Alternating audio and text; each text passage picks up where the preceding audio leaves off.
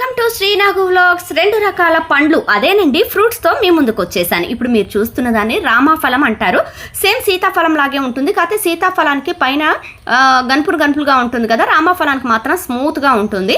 లోపల ఓపెన్ చేసి చూస్తే గుజ్జు గింజ అంతా సీతాఫలం లాగా ఉంటుంది, కానీ టేస్ట్ మాత్రం సీతాఫలం తీయగా ఉంటుంది కదా, ఇది కొంచెం పుల్లగా ఒగరొగరుగా ఉంటుంది. టేస్ట్ మాత్రం బాగుంది. ఇంకొక ఫ్రూట్ వచ్చేసి వీటిని తునిక పండ్లు అంటారు. ఇవి అడవిలో మాత్రమే దొరుకుతాయి. రీసెంట్గా ఇవి సిటీస్ తీసుకొచ్చి అమ్మడం కూడా నేను చూశాను ఖమ్మంలో. అయితే ఈ పండు వచ్చేసి మనకి సపోటా జాతికి చెందిందిలా అనిపిస్తుంది. ఈ ఫ్రూట్ని ఓపెన్ చేసి చూస్తే లోపల గింజ గుజ్జు ఇవన్నీ కూడా సపోటాలా ఉంటుంది, కాకపోతే ఈ పైన ఉండే తొక్క మాత్రం గట్టిగా ఉంటుంది. సపోటాకి స్మూత్గా ఉంటుంది కదా, ఇది గట్టిగా ఉంటుంది. టేస్ట్ మాత్రం చాలా అంటే చాలా బాగుంటుంది. చూసారు కదా, గింజ గుజ్జు ఇవన్నీ కూడా సపోటాలా అనిపిస్తుంది. సపోటా అంత పెద్దగా కాకుండా చిన్నగా ఉంటాయి.